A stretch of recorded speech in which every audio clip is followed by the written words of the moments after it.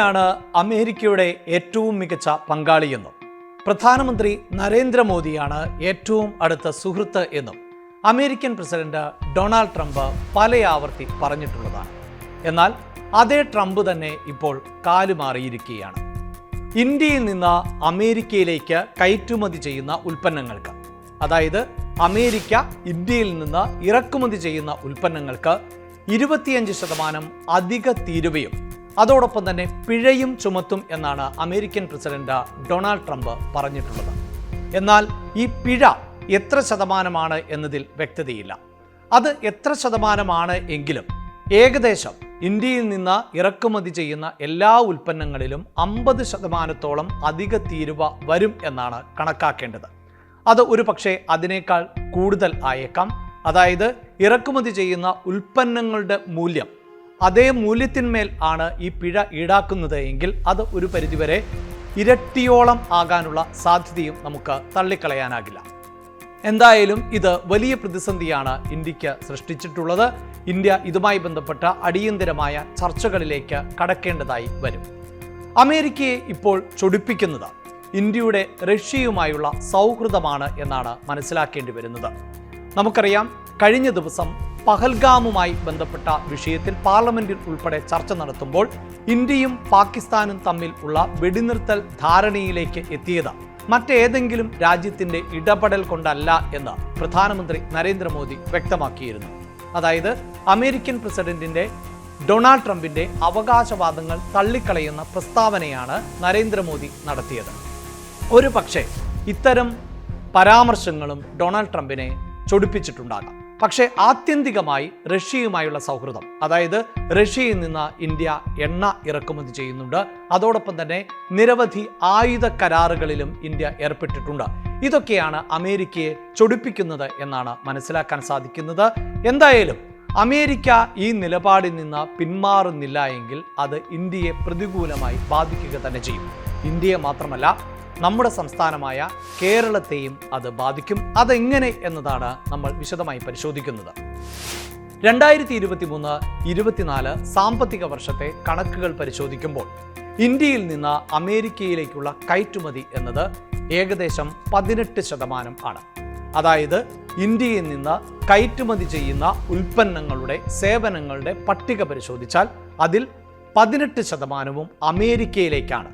അതായത് അമേരിക്ക അധിക തീരുവ ഏർപ്പെടുത്തുമ്പോൾ ഈ 18% കയറ്റുമതിയെ ആണ് ബാധിക്കാൻ പോകുന്നത്. എന്തൊക്കെയാണ് അമേരിക്കയിലേക്ക് പ്രധാനമായും കയറ്റുമതി ചെയ്യുന്ന ഉൽപ്പന്നങ്ങൾ? അത് പരിശോധിക്കുമ്പോൾ സ്മാർട്ട് ഫോണുകൾ, ഇലക്ട്രോണിക് ഉപകരണങ്ങൾ, വാഹന ഭാഗങ്ങൾ, ലോഹ ഉൽപ്പന്നങ്ങൾ, വസ്ത്രം, മരുന്ന്, സംസ്കരിച്ച ഭക്ഷ്യ ഉൽപ്പന്നങ്ങൾ, സുഗന്ധവ്യഞ്ജനം, സോളാർ പാനലുകൾ, മുത്ത്, രത്നം ഉൾപ്പെടെയുള്ള ആഭരണങ്ങൾ, ഇവയാണ് പ്രധാനമായും ഇന്ത്യയിൽ നിന്ന് അമേരിക്കയിലേക്ക് കയറ്റുമതി ചെയ്യുന്നത്.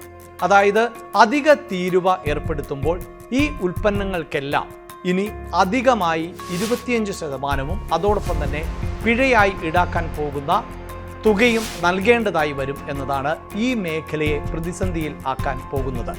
അതോടൊപ്പം തന്നെ ഇന്ത്യ ഇന്ന് വളരെ പ്രധാനപ്പെട്ട ഒരു മാനുഫാക്ചറിംഗ് ഹബ്ബ് കൂടിയാണ്.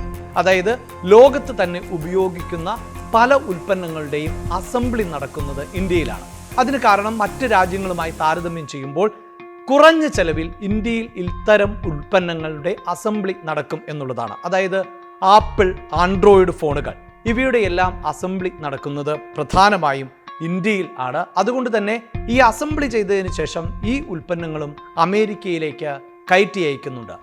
ഇവയെയും ഇപ്പോഴത്തെ ട്രംപിൻ്റെ നിലപാട് വളരെ പ്രതികൂലമായി ബാധിക്കും. മറ്റൊരു പ്രധാനപ്പെട്ട കാര്യം ഉള്ളത് ആരോഗ്യ മേഖലയുമായി ബന്ധപ്പെട്ടാണ്. അതായത് മെഡിക്കൽ അനുബന്ധമായ ഉപകരണങ്ങൾ വളരെ എളുപ്പത്തിൽ മനസ്സിലാക്കുന്നതിന് ഈ ആശുപത്രികളിലൊക്കെ ഉപയോഗിക്കുന്ന ഗ്ലൗസുകൾ പോലെയുള്ള വസ്തുക്കൾ ഉൾപ്പെടെ അമേരിക്കയിലേക്ക് ഇന്ത്യ കയറ്റുമതി ചെയ്യുന്നുണ്ട്. അതോടൊപ്പം തന്നെ മരുന്നുകൾ, അതായത് പേറ്റന്റ് ഇല്ലാത്ത മരുന്നുകൾ, അമേരിക്കയിൽ ഉപയോഗിക്കുന്ന പേറ്റന്റ് ഇല്ലാത്ത മരുന്നുകളുടെ 40% ഇന്ത്യയിൽ നിന്നാണ് കയറ്റുമതി ചെയ്യുന്നത് എന്നുള്ളതാണ്. അപ്പോൾ അധിക തീരുവ ഏർപ്പെടുത്തുമ്പോൾ അതും വളരെ പ്രധാനപ്പെട്ടതായി മാറും. ആ മേഖലയെയും പ്രതികൂലമായി ബാധിക്കുകയും ചെയ്യും. ഇനി നമ്മൾ കേരളത്തിലേക്ക് വരുമ്പോൾ ഒരു പക്ഷേ ഇങ്ങനെയുള്ള ഒരു നീക്കവുമായി ട്രംപ് പോകുമ്പോൾ അത് നമ്മളെയൊന്നും ബാധിച്ചേക്കില്ല എന്ന തോന്നൽ ഉണ്ടെങ്കിൽ അത് തെറ്റാണ്. കേരളത്തെയും ഇത് ബാധിക്കും എന്നുള്ളതാണ്. അതിന് കാരണം എന്താണ്? കേരളത്തിൽ നിന്ന് പ്രധാനമായും അമേരിക്കയിലേക്ക് കയറ്റിവിടുന്ന ഉൽപ്പന്നങ്ങൾ കയർ ഉൽപ്പന്നങ്ങൾ ആണ്. അതോടൊപ്പം തന്നെ സമുദ്ര ഉൽപ്പന്നങ്ങൾ, അതായത് സമുദ്രാനുബന്ധമായിട്ടുള്ള പ്രൊഡക്റ്റുകൾ നിരവധി കേരളത്തിൽ നിന്നാണ് അമേരിക്കയിലേക്ക് കയറ്റി അയക്കുന്നത്. അതോടൊപ്പം തന്നെ റെഡിമെയ്ഡ് വസ്ത്രങ്ങൾ, ഒപ്പം കറിപ്പൊടി, നമ്മളൊക്കെ വ്യാപകമായി ഉപയോഗിക്കുന്ന കറിപ്പൊടി എന്നത് കേരളത്തിൽ നിന്നാണ് പ്രധാനമായും അമേരിക്കയിലേക്ക് കയറ്റി അയക്കുന്നത്. ഒപ്പം കശുവണ്ടി, കാപ്പി, തേയില, പഴം, സുഗന്ധവ്യഞ്ജനം എന്നിവയും കയറ്റി അയക്കുന്നു. ഒപ്പം വളരെ പ്രധാനപ്പെട്ട ഒന്നാണ് സുഗന്ധവ്യഞ്ജന സത്ത്. അത് പല ഉൽപ്പന്നങ്ങളുടെയും നിർമ്മാണത്തിന് വേണ്ടി അമേരിക്കയിൽ ഉപയോഗിക്കുന്നതാണ്. അതും പ്രധാനമായും കേരളത്തിൽ നിന്നാണ് കയറ്റി അയക്കുന്നത്. ഈ കയറ്റുമതിയെയുമാണ് ഡൊണാൾഡ് ട്രംപിന്റെ തീരുമാനം പ്രതികൂലമായി ബാധിക്കാൻ പോകുന്നത്. മറ്റൊരു വെല്ലുവിളി എന്നത് മറ്റ് രാജ്യങ്ങൾ അമേരിക്കയുമായി വലിയ തോതിൽ വ്യാപാര ബന്ധത്തിൽ ഏർപ്പെട്ടിട്ടുണ്ട്. ആ രാജ്യങ്ങളെ സംബന്ധിച്ചിടത്തോളം ആ കണക്ക് വളരെ പെട്ടെന്ന് പരിശോധിച്ചാൽ ബംഗ്ലാദേശ് എന്ന രാജ്യം അവരുടെ കയറ്റുമതിയുടെ 35% അമേരിക്കയുമായിട്ടാണ് നടത്തുന്നത്. ശ്രീലങ്കയുടെ കയറ്റുമതിയുടെ 30% അമേരിക്കയുമായിട്ടാണ്. ഫിലിപ്പൈൻസിൽ ഇത് 20%, വിയറ്റ്നാമിൽ 19%, ഇന്തോനേഷ്യയിലും 19% ആണ്. ഡൊണാൾഡ് ട്രംപ് ഇന്ത്യയിൽ നിന്ന് ഇറക്കുമതി ചെയ്യുന്ന ഉൽപ്പന്നങ്ങൾക്ക് 25% അധിക തീരുവയും ഇതോടൊപ്പം തന്നെ പിഴയും ഈടാക്കുമ്പോൾ ഈ രാജ്യങ്ങൾക്ക് സുവർണാവസരം ആണ് ഉണ്ടാകുന്നത്. ഈ രാജ്യങ്ങൾക്ക് കൂടുതലായി അവരുടെ ഉൽപ്പന്നങ്ങൾ അമേരിക്കയിലേക്ക് കയറ്റിവിടാൻ സാധിക്കും. ഇന്ത്യയിൽ നിന്ന് കയറ്റുമതി ചെയ്യുന്ന ഉൽപ്പന്നങ്ങൾ ഇനി ആ രാജ്യങ്ങളിൽ നിന്ന് കയറ്റുമതി ചെയ്യാൻ സാധിക്കും. ഒപ്പം മറ്റൊരു സാധ്യത കൂടി ഉള്ളത്, ഈ രാജ്യങ്ങൾ, അതായത് ഫിലിപ്പൈൻസ് പോലെ, വിയറ്റ്നാം പോലെയുള്ള രാജ്യങ്ങൾ, ശ്രീലങ്ക പോലെയുള്ള രാജ്യങ്ങൾ ഇന്ത്യയിൽ നിന്ന് ഉൽപ്പന്നങ്ങൾ വാങ്ങുകയും ഈ ഉൽപ്പന്നം അമേരിക്കയ്ക്ക് മറിച്ചു വിൽക്കുകയും ചെയ്യും. അതായത് ആ രാജ്യത്ത് നിന്നുള്ള കയറ്റുമതിക്ക് ചെലവ് കുറവാണ്, അവർക്ക് അധിക തീരുവയില്ല.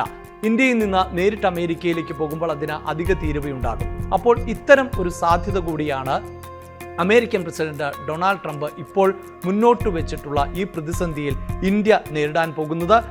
അമേരിക്ക വളരെ തന്ത്രപരമായാണ് ഇത്തരം ഒരു നീക്കത്തിലേക്ക് കടക്കുന്നത് എന്നാണ് പൊതുവെ വിലയിരുത്തപ്പെടുന്നത്. കാരണം അമേരിക്കൻ പ്രസിഡന്റായി ഡൊണാൾഡ് ട്രംപ് ചുമതലയേറ്റതിനു ശേഷം പല രാജ്യങ്ങളുമായി വ്യാപാര യുദ്ധത്തിൽ ഏർപ്പെട്ടിരുന്നു.